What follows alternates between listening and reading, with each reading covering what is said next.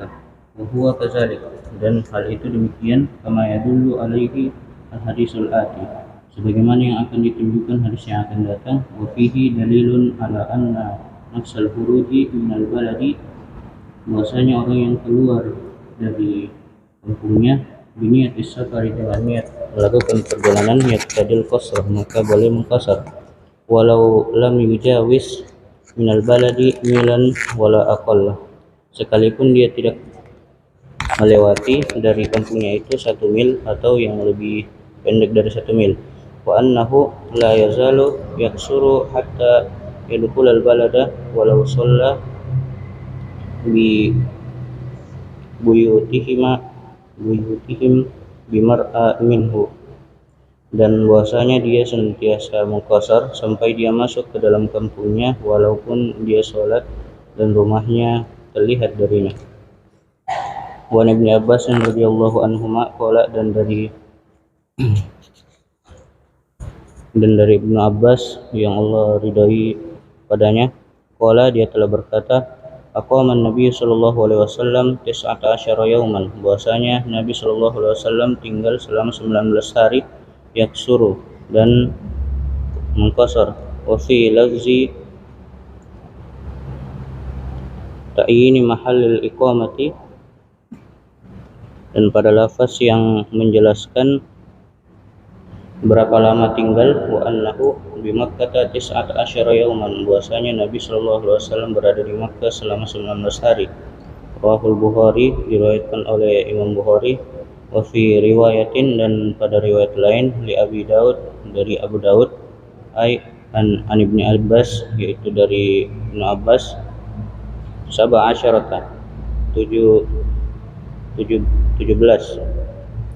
bitazkiri, dengan menggunakan lafaz muzakkar, fi riwayat, di dalam riwayat al-ula, yang pertama, li'annahu zukira mumayyizuhu, karena disebutkan mumayyiznya yauman, yaitu yauman wa huwa muzakkarun, dan ini merupakan lafaz muzakkar.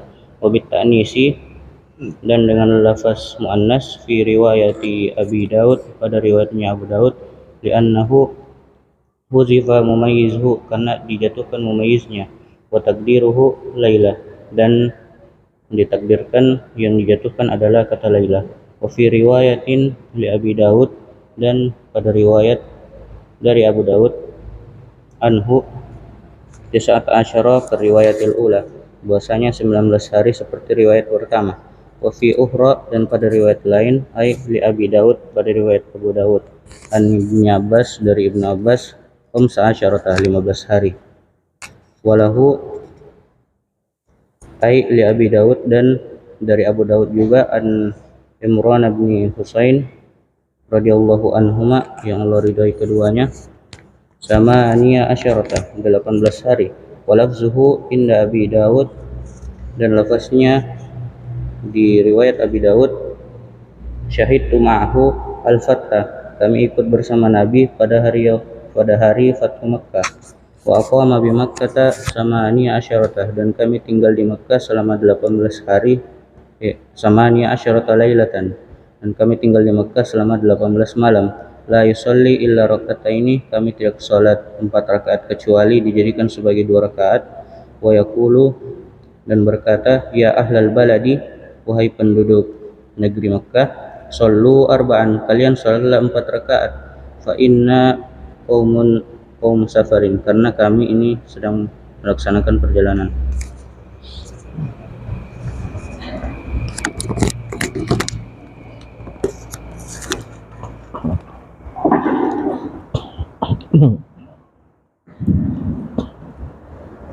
Bismillahirrahmanirrahim. Alhamdulillahirabbil alamin, wassalatu wassalamu ala asyrafil anbiya'i wal mursalin wa ala alihi wa sahbihi wa man tabi'ahum bi ihsanin ila yaumiddin, amma ba'd. Alhamdulillah, kita kembali melanjutkan bacaan kita dari kitab Subulus Salam Syarh Bulughul Maram karya Al-Imam As-Sun'ani rahimahullahu taala rahmatan wasi'ah. Masih pembahasan kitab shalah, pembahasan tentang salat, bab salat musafir wal marid, salat orang yang bepergian jauh dan orang sakit. Masih pembahasan seputar berapa lama seseorang itu mengkasar sholatnya ketika dalam perjalanan. Sebelumnya tentang jaraknya, kapan atau berapa jauh jarak tempuh seorang bepergian jauh baru dibolehkan mengkasar. Sekarang ketika sudah tiba di tempat tujuan, sudah sampai di negeri yang dia tuju, berapa lama dia mengkasar di tempat tersebut? Sudah disebutkan hadisnya Anas bin Malik, begitu juga hadisnya Anas bin Malik. Di situ disebutkan Nabi 10 hari di Hajjatul Wada mengkasar salat, sehingga ada yang mengatakan kalau di atas 10 hari sudah tidak dikasar, dengan mengatakan Nabi cuma 10 hari di Hajjatul Wada. Berarti kalau lebih 10 hari maka dia harus menyempurnakan sholatnya. Ya, kalau kamu niatkan di satu negeri, kamu ke Makassar, di perjalanan kamu mengkasar. Tapi kalau kamu niatnya di Makassar 11 hari kamu di Makassar, maka ketika sudah tiba di Makassar tidak boleh lagi mengkasar. Jika sudah sampai di Makassar tidak boleh mengkasar, karena kamu akan tinggal di sana 11 hari. Seandainya kamu tinggal di sana cuma 10 hari, maka 10 hari itu kau mengkasar. Tapi karena kamu di sana 11 hari, maka sejak hari pertama kamu tiba di Makassar tidak boleh mengkasar. Karena kamu dianggap sudah mukim. Kamu sudah mukim karena tinggal di sana 11 hari. Itu dari riwayat Anas. Kemudian dari riwayat Ibn Abbas, di situ disebutkan 19. Ada 17, ada 15 Nabi di Fathu Makkah. Sehingga mengatakan kesimpulannya bahwa kalau kamu di satu negeri, kamu di Makassar, kamu ke Makassar dengan niat tinggal di sana selama 20 hari ke atas, maka tidak boleh mengkasar. Nah, kamu sudah mukim. Tapi kalau kamu cuma 10 hari, 15 hari, 18 hari, 19 hari, maka 19 hari itu kamu mengkasar setiap harinya. Tapi kalau kamu berniat 20 hari, maka mulai hari pertama itu tidak boleh mengkasar, harus menyempurnakan. Karena 20 hari di suatu negeri itu dianggap sudah mukim, maka sholatmu selama 20 hari sholat mukim. Itu kalau dari hadis Ibn Abbas dan hadisnya Imran. Kemudian hadis selanjutnya ini walahu ay li Abi Dawud, ada juga riwayat dari Abi Dawud an Jabir, dari Jabir. Kalau disebutkan Jabir, nama sahabat banyak Jabir, ada Jabir bin Abdullah, Jabir bin Samurah. Ada dua yang masyhur itu, Jabir bin Abdullah dengan Jabir bin Samurah. Tapi kalau disebut Jabir saja titik, berarti itu Abdullah, Jabir bin Abdullah. Kalau dia Jabir bin Samurah dijelaskan. Ini dalam ilmu nahwu namanya al-alam bil ghalabah. Al-alam bil ghalabah, artinya ada nama itu mendominan kepada seseorang. Seperti Umar. Kalau dikatakan Umar dalam buku hadis atau dalam sahabat Nabi, berarti Umar bin Khattab. Sekalipun ada Umar-Umar yang lain. Seperti Ibn Abbas. Anaknya Abbas. Apa anaknya Abbas cuma satu? Anaknya Abbas banyak. Tapi kalau disebut Ibn Abbas, yang mendominan adalah Abdullah, bukan ke lari yang lain. Kalau yang lain dijelaskan Al-Fadl Ibn Abbas, sebut secara jelas. Tapi kalau Ibn Abbas tidak ada yang lain kecuali Abdullah. Sama Ibnu Umar bin Khattab punya banyak anak. Ada Umar, Ada Abdullah, ada Hashim, ada beberapa anaknya Umar bin Khattab. Tapi kalau dikatakan Ibnu Umar, berarti itu adalah Abdullah. Ini istilahnya apa? Al-alam bil ghalabah, nama yang mendominan. Kalau dalam buku fikih, hadza qaulu Ahmad, ini ucapannya Ahmad. Banyak orang namanya Ahmad. Tapi kalau dalam ilmu fikih, Ahmad berarti Ahmad bin Hanbal, Ishaq bin Rahawai, Ibrahim bin Yazid an-Nakhai. Ya ada orang namanya itu sudah dia yang mendominan. Banyak orang yang namanya seperti itu, tapi orang lari ke sana langsung. Tidak ada yang lain yang dimaksud kecuali dia. Kalau orang lain harus dijelaskan. Jadi di sini an Jabir yang dimaksud adalah Jabir ibn Abdullah, bukan Jabir ibn Samurah. Kalau Jabir ibn Samurah pasti disebut Samurah di situ, Jabir ibn Samurah. Dari Jabir ibn Abdullah, aqama Nabi sallallahu alaihi wasallam. Aqama an-Nabi sallallahu alaihi wasallam di Tabuk,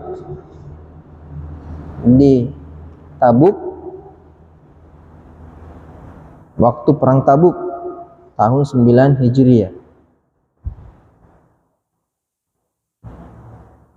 Isyrina yauman, Nabi tinggal di Tabuk selama peperangan selama 20 hari.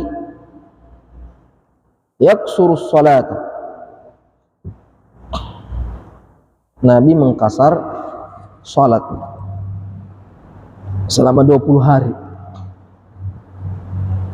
Berarti kalau 20 hari orang di suatu negeri belum dikatakan muqim.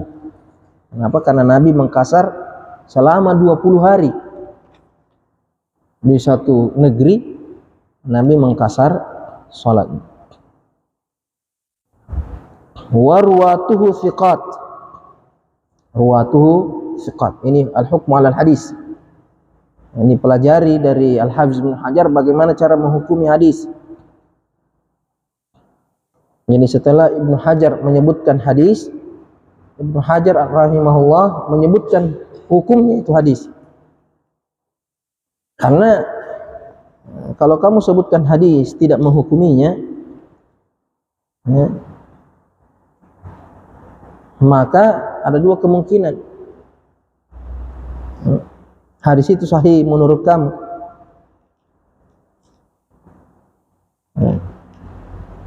Kalau dia ahli hadis, maka bisa diterima. Tapi kalau ternyata hadis itu dhaif, terus tidak kamu jelaskan, maka itu khianah namanya. Khianah ilmiah. Ya. Setiap kamu menyebutkan hadis, apalagi di karya ilmiah, tidak boleh kamu sebut hadis kemudian tidak ada hukumnya. Tidak boleh, karena di antara syarat karya ilmiah itu harus landasannya kuat, rujukannya kuat. Bagaimana kau bisa membangun suatu kesimpulan hukum dengan landasan yang lemah? Jadi aib dalam risalah itu kalau dia sebutkan hadis kemudian tidak ada komentar hukumnya, kecuali di Bukhari dan Muslim. Bukhari dan Muslim cukup dengan mengatakan muttafaqun alaihi, sudah menghukumi namanya. Itu akhrajahul Bukhari, sudah menghukumi namanya. Akhrajahu Muslim, itu sudah menghukumi. Karena ulama sepakat kesahihan dua kitab ini. Kecuali kalau hadis itu mu'allaq seperti yang saya jelaskan sebelumnya. Karena hadis mu'allaq belum tentu sahih. Atau kecuali kalau hadis yang kamu sebutkan itu memang diperselisihkan. Artinya di Sahih Bukhari tapi ada kritikan dari ulama. Seperti Imam Daraqutni, ada kitabnya Al-Ilzam wa Tatabbu'. Dia mengkritisi Sahih Bukhari dan Muslim. Dia sisir semua Sahih Bukhari, Sahih Muslim, dia koreksi satu demi satu. Ada sekitar ratusan hadis yang dia kritisi. Tapi ulama semua sudah memberikan komentar, bantahan, pembelaan terhadap Sahih Bukhari. Kecuali 1, 2, 3 hadis, Al-Hafiz Ibnu Hajar terkadang angkat tangan, tidak bisa memberikan jawaban. Itu 1, 2 hadis. Tapi selain Bukhari dan Muslim, itu harus ada hukum hadisnya. Apakah kamu nukil dari ulama? Terkadang perawi itu sendiri atau yang punya kitab itu sendiri menghukumi hadis, seperti Imam Tirmizi selalu menghukumi hadis. Setiap meriwayatkan hadis, dia hukumi hadis. Seperti Al-Hakim di Al-Mustadrak. Jadi kalau kau menukil hadis di Sunan Tirmizi, kamu harus nukil juga komentarnya terhadap hadis itu. Apakah dia sahihkan atau dhaifkan? Begitu juga Al-Hakim di Al-Mustadrak. Kalau kamu menukil hadis dari Al-Hakim, harus kamu sebutkan juga apa komentar Al-Hakim terhadap hadis tersebut. Atau menukil dari seperti ini, Al-Hafiz Ibnu Hajar rujukan juga hukum hadis. Di sini Al-Hafiz Ibnu Hajar menyebutkan hadis, kemudian menghukumi hadis itu, mengatakan warwatuhu thiqat. Perawi-perawinya ini hadisnya Jabir semuanya thiqat. Thiqah itu istilah tentang kualitas riwayat hadis seorang perawi. Namanya thiqah. Kita ketahui bahwa syarat hadis sahih itu, syaratnya hadis itu dikatakan sahih ada 5. Yang pertama, ittisalus sanad, adalatur ruwah, dhabtur ruwah. Adalah dengan dhab, adalah tambah dhab sama dengan thiqah. Jadi thiqah itu sudah memenuhi 2 syarat hadis sahih. Dia itu adil, artinya terpercaya, amanah, jujur. Kemudian dhabt, hafalannya kuat. Jadi thiqah itu adlun wa dhabt. Adilun dhabit.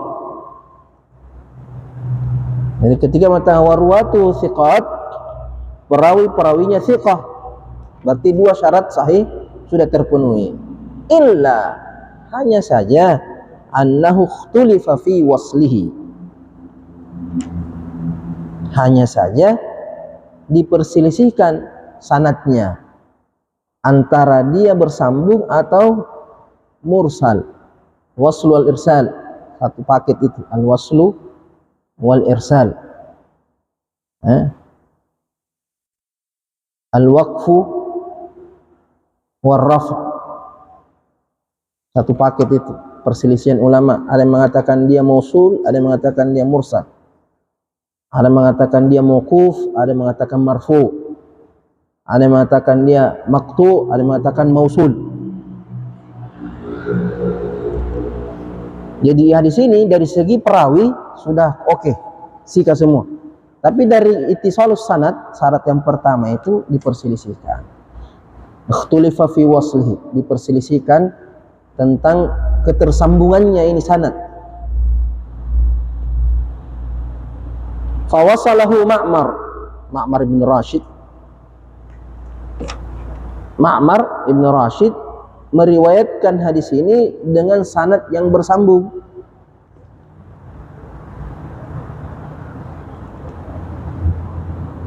An Yahya ibn Abi Katsir, Ma'mar meriwayatkan dari Yahya ibn Abi Katsir, an Muhammad ibn Abdurrahman,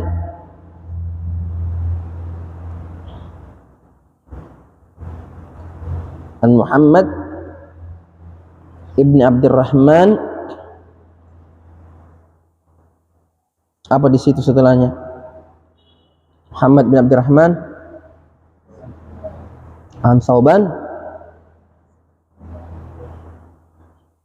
An Thauban, sepakat semua situ an Thauban. Perbaiki di situ Ibnu Thauban. Ibnu, bukan an, tapi Ibnu Thauban. Sebagaimana di riwayat Al-Baihaqi, itu pentingnya takhrij. Nah, kalau kamu tidak takhrij ini hadis, dari mana kau tahu kalau salah? Nah, tapi setelah dilihat di sumber aslinya, dilihat di Al-Baihaqi, Ibnu Thauban mengatakan dia Ibnu Thauban, bukan an Thauban. Itu fatal itu.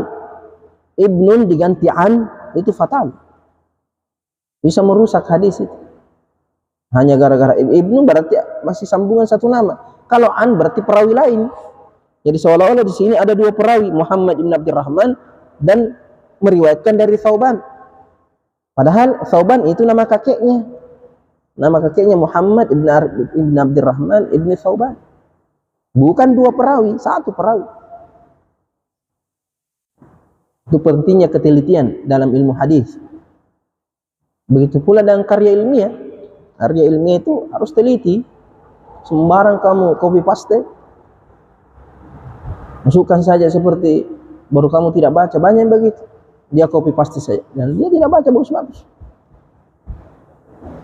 Ini menunjukkan bahwa dia tidak teliti, asal-asalan.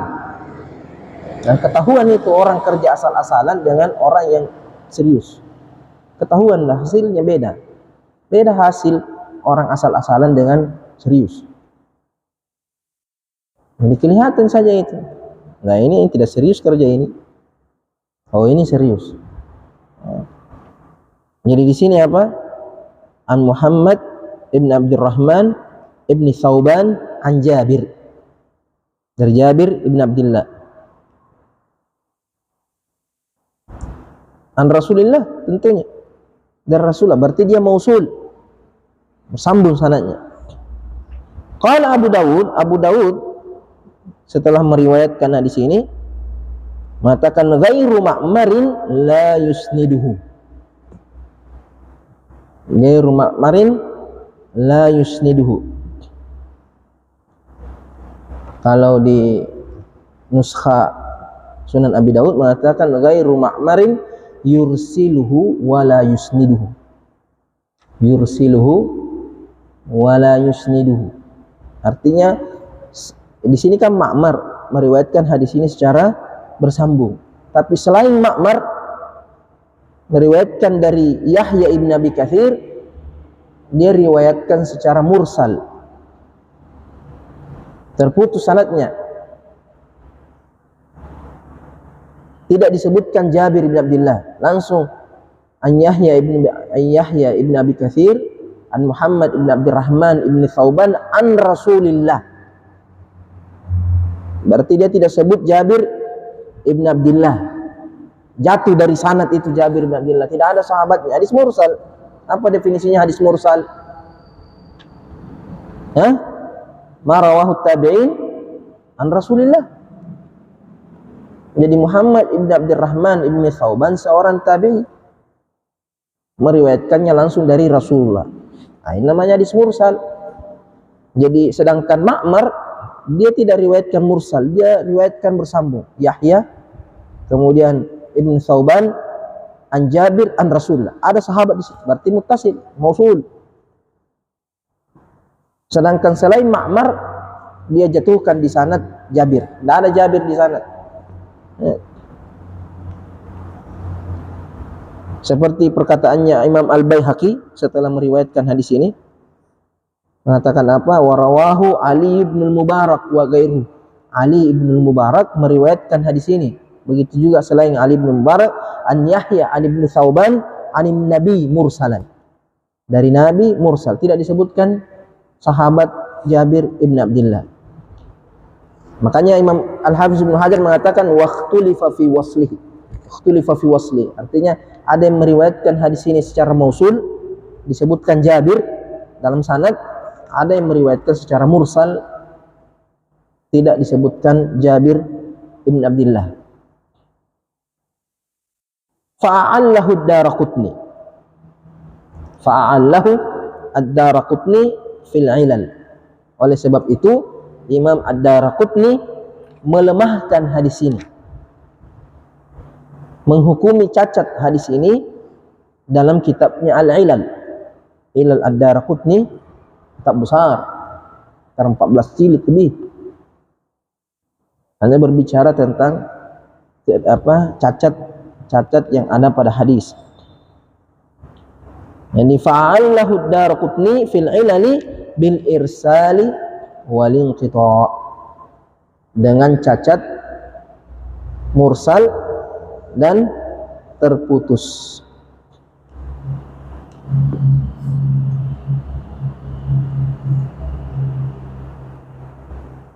Jadi hadis ini diperselisihkan. Ada yang mensahihkan, mengatakan hadisnya mausul, ada yang mendaifkan, mengatakan hadisnya mursal.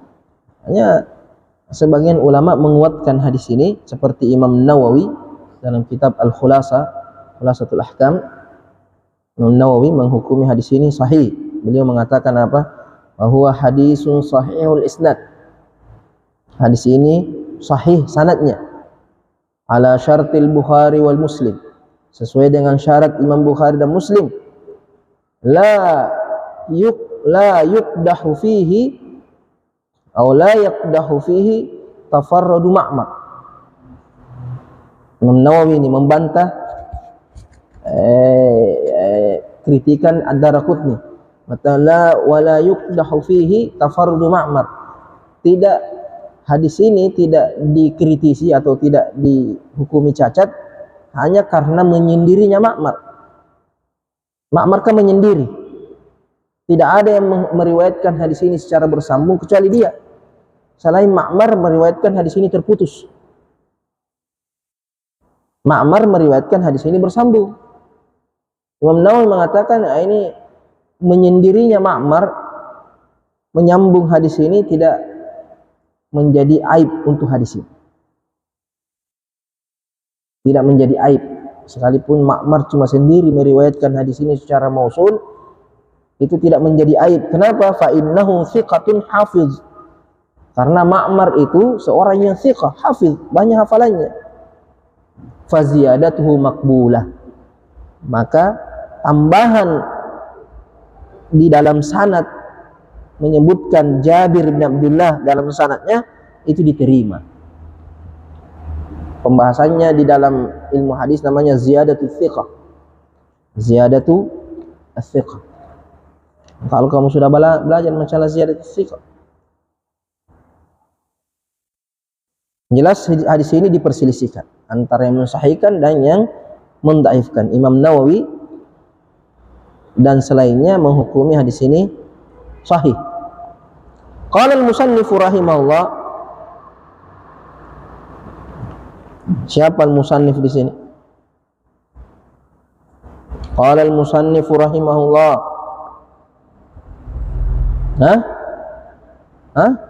Imam Bukhari. Siapa yang mengatakan qala al-musannif?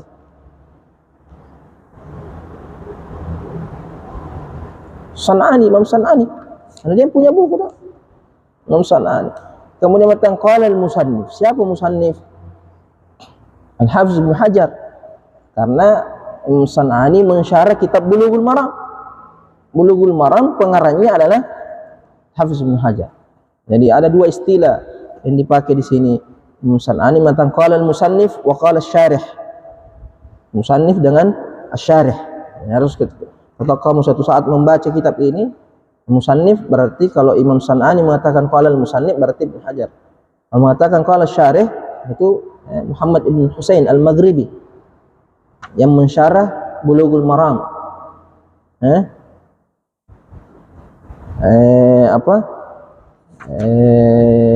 Dia mensyarah Bulughul Maram, Al-Badrut Tamam. Namanya kitab Al-Badrut Tamam Syarh Bulughul Maram. Namanya Muhammad ibn Husain al-Maghribi. Jadi Imam San'ani sebenarnya asalnya kitab Subulus Salam ini ringkasan dari Al-Badrut Tamam.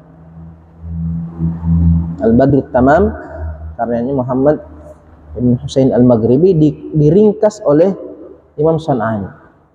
Diringkas dulu. Setelah diringkas, Imam San'ani tambah sedikit. Dia tambah beberapa informasi, beberapa masalah. Kemudian diringkas. Nah, itu Badrut Tamam terkadang terlalu panjang lebar dalam masalah hadis. Dia terlalu meluas penjelasan hadisnya. Jadi Imam San'ani dia hapus itu pembahasan ilmu hadis, dia lebih fokus ke fikihnya. Dan lebih fokus ke pembahasan fikih hadisnya.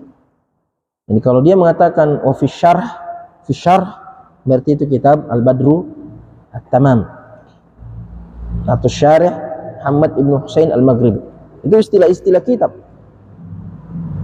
Kalau kamu tidak tahu istilah-istilah dalam satu kitab, kamu baca blank kamu itu. Maksudnya ini. Karena banyak istilah-istilahnya yang kamu tidak paham.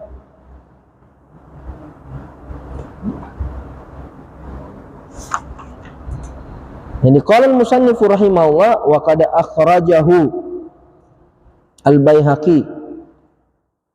Di sini telah diriwayatkan oleh Imam Al-Baihaqi.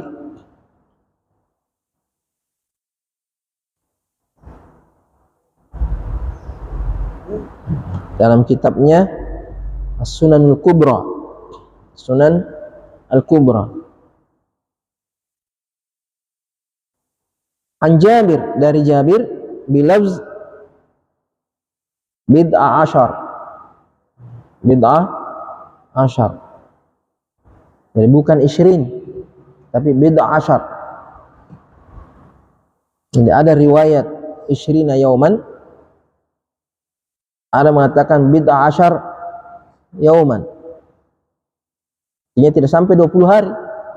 Karena bid'ah itu 3 sampai 9. 3 sampai 9. Berarti tidak sampai 20. Kalau saya sampai 20 bilang saya isyirin. Mengatakan bid'ah asyar artinya belasan lah begitu, 10 lebih. Lebih 3 tidak sampai 20.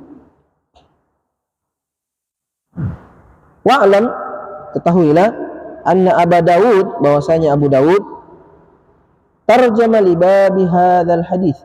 Tarjama li babi hadhil ahadits. Imam Abi Dawud memberikan judul. Tarjama di sini judul, bukan terjemah. Tarajum namanya judul-judul babnya. Tarjama memberikan judul untuk bab hadis-hadis ini. Hadisnya kan diriwayatkan, hadisnya Anas, hadisnya Ibn Abbas, hadisnya Imran, hadisnya Jabir. Ini diriwayatkan oleh Imam Abi Dawud. Ini semua 4 hadis ini disebutkan oleh Imam Abi Dawud dalam Sunan Abi Dawud dalam satu bab, kemudian dikasih judul. Apa judul babnya? Babu mata yutimmu al-musafiru. Kapan seorang musafir itu menyempurnakan sholatnya? Artinya ketika dia sudah tiba di tempat tujuan, kapan dia wajib menyempurnakan sholatnya, tidak boleh lagi mengkasar. Itu judul babnya. Makanya judul bab itu penting, karena terkadang dari judul bab kita paham isi hadis itu. Karena ulama ketika memberikan judul berarti semua hadis di bawah itu bermakna judul itu, mengandung makna tentang judul tersebut. Berarti ini hadisnya Anas, hadisnya Ibn Abbas, hadisnya Imran Ibn Husain, hadisnya Jabir, semuanya bercerita tentang berapa lama seseorang itu di perjalanannya atau di tempat tujuannya, berapa lama dia tinggal di sana baru dikatakan dia mukim, atau berapa lama dia di sana boleh mengkasar salatnya. Summa saqaha, kemudian Imam Abi Dawud menyebutkan hadis-hadis tersebut. Wa fiha kalam Ibnu Abbas, dan di dalam bab itu juga disebutkan ucapan Ibnu Abbas. Ada ucapannya Ibnu Abbas diriwayatkan oleh Imam Abi Dawud. Ibnu Abbas mengatakan, man aqama sab'ata asyar, siapa yang tinggal di suatu negeri, di suatu tujuan, tempat musafirnya, tempat safarnya 17 hari. Artinya kamu ke Makassar, di sana kamu tinggal 17 hari. Qasara, maka dia mengkasar salatnya. Jadi kalau kamu 17 hari di sana, apa ke Makassar? Berapa lama kamu di Makassar? 17 hari. Maka selama 17 hari kamu mengkasar salat.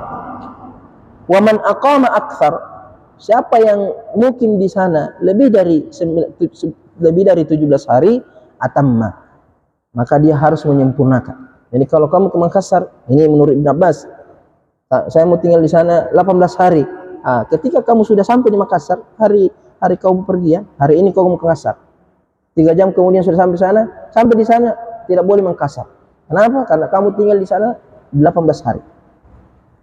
Seandainya kamu cuma tinggal 17 hari, maka 17 hari kamu mengkasar. Ini perkataannya siapa? Ibn Abbas radhiyallahu taala anhu. Insyaallah nanti kita sebutkan perselisihannya di sini secara umum. Kalau tadi riwayat-riwayatnya. Bagaimana pandangan ulama fikih menyikapi itu, karena ada yang mengatakan 10, ada yang mengatakan 15, ada riwayat 17, 18, 19, 20. Paling tinggi 20 di perang Tabuk, 20 hari Nabi di perang Tabuk. Kesimpulannya yang mana yang mau diikuti? Nanti kita jelaskan pada pertemuan berikut. Ada pertanyaan?